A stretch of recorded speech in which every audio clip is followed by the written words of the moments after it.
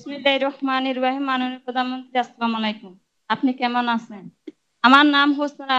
আমি একজন শারীরিক প্রতিবন্ধী ও স্বামী পরিত্যক্ত নারী। আমার হাঁটতে কষ্ট হয়।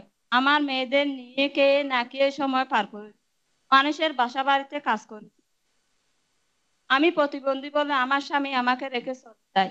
চলে যাওয়ার পরে মানুষের নানা ধরনের ঠাট্টা লাঞ্ছনা পেয়ে মানুষের দ্বারে দ্বারে মোটু বাতের জন্য কেউ সাহায্য করেনি।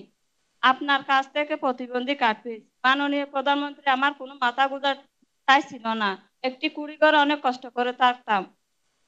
প্রভাবশালীদের কাছে বারবার হাঁটতে কেউ সাহায্য করেনি। সংসার নামক জীবনটা খুবই কষ্ট, আমার খুব কষ্ট হয়েছিল। মনে হয় মনে হয় আমি যেন মরে যাই, কিন্তু আমার মেয়েদের মুখের দিকে তাকিয়ে আমি মরতে পারলাম না। মাননীয় প্রধানমন্ত্রী, আপনার কাছ থেকে একটি বর্ষঘর পেয়েছি। ঘরে বিদ্যুৎ পেয়েছি, পানি পেয়েছি, মাথা গোঁজার মতো জায়গা পেয়েছি। আপনার কাছে আমি অসংখ্য ঋণী। মাননীয় প্রধানমন্ত্রী, আমার মেয়েকে নিয়ে ঘুরে দাঁড়ানো সত্যিও সাহস পেয়েছি। আশাকে আপনাকে অসংখ্য ধন্যবাদ। আপনি আমাদের এই কক্সবাজারের জন্য অনেক করেছেন। আপনাকে আমাদের এই কক্সবাজারে আসার জন্য নিমন্ত্রণ জানাচ্ছি।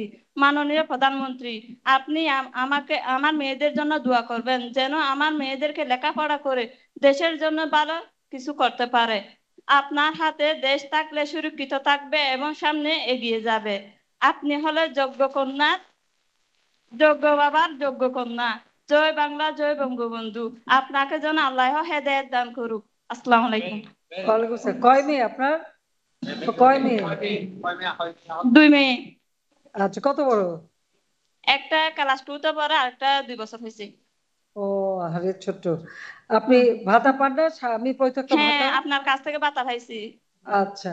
আর তাছাড়া এমনিতেও ঘর পাইছেন, এখন একটা ঋণও দেওয়া হবে। 30,000 টাকা করে তো আমরা ঋণ দেই। ট্রেনিংটা করাই দিলে ঘরে বসে বসে যেহেতু কিছু উপার্জন করতে পারেন, সেই ব্যবস্থাটা করে দেওয়া হবে। আপনি আপনাকে ধন্যবাদ, অনেক অনেক, অনেক ধন্যবাদ। জি, ভালো থাকেন।